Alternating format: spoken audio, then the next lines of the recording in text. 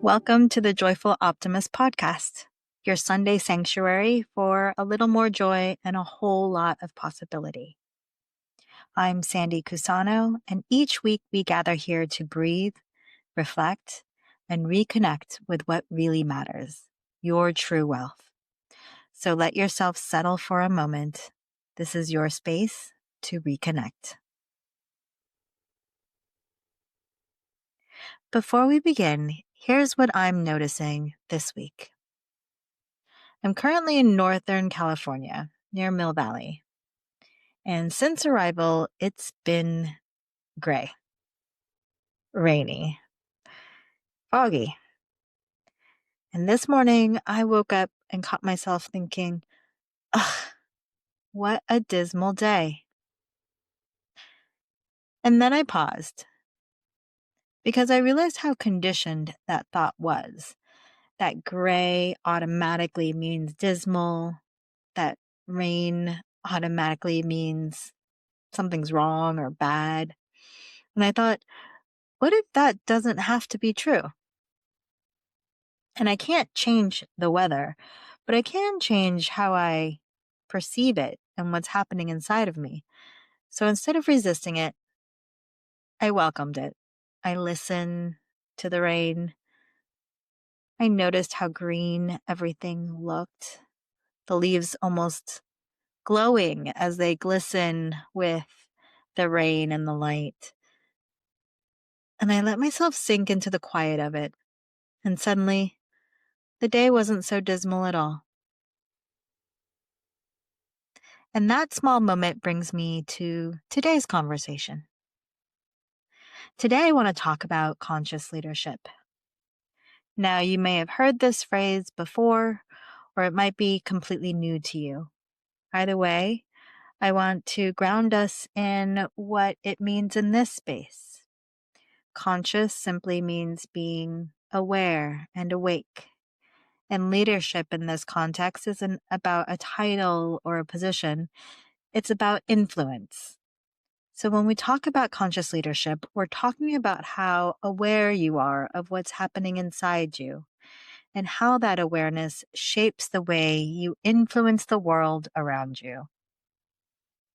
So I learned this phrase through my training at XChange, where conscious leadership is at the heart of what we practice. Now, here's the reality. It can feel like, and perhaps it's even true, that the demands of today's world far exceed our internal resources.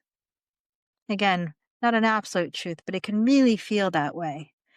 We're all expected to move faster, handle more complexity, and manage uncertainty, often without being taught how to navigate our inner world, our emotions, our actions. So, what do we do? Often it results in us defaulting to autopilot. And what does that mean? It means we're reacting to the world rather than choosing how we want to respond. We're letting the outside conditions dictate our inner state. In other words, we're in a reactive mode instead of taking agency and leading from awareness. So when we're under-resourced and unconscious, we lead from reactivity. And reactivity is pressure, urgency, control, avoidance, perhaps people-pleasing. But when we're resourced, when we feel safe, when we're present, when we're regulated, we lead from something called creativity. And creativity isn't about being artistic. It's about the ability to respond thoughtfully instead of reactively. For many people, it's recognized as what we call a flow state or a joy state. And conscious leadership is what gives us access to that state. So, why does any of this even matter? Why does conscious leadership matter? Well, for the individual, conscious leadership means more clarity, steadier energy, less self-judgment, less outer judgment,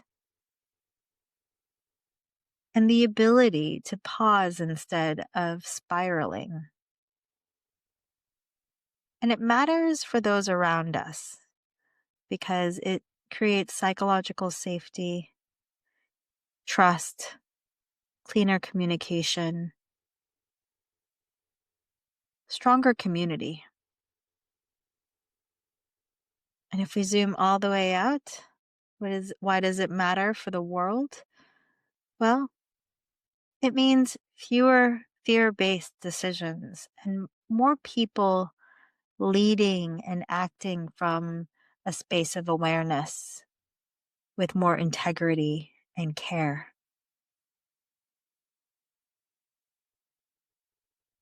As we wrap up this conversation, I want to invite you to take a moment for a reflection. This would be a good time to grab a journal if you like, or you can just simply let these thoughts roll around in your mind. Think back to a person in your life who has influenced you by leading with awareness and intention. Someone you'd consider a conscious leader. Even if they had not a formal title like that. Now, think about the qualities they embodied, as well as how they made you feel. Based on those answers, what's one small way you might bring a little more awareness into your own life and leadership?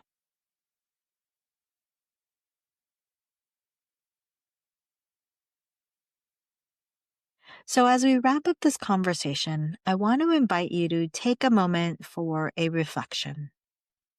This is a good time to grab a journal if you like, or simply let these thoughts roll around in your mind. Think back to a person in your life who has influenced you by leading with awareness and intention. Someone you'd consider a conscious leader, even if they never had a formal title. Think about the qualities they embodied and how they made you feel. And based on your answers to those questions, what's one small way you might bring a little more of that awareness into your own life and leadership?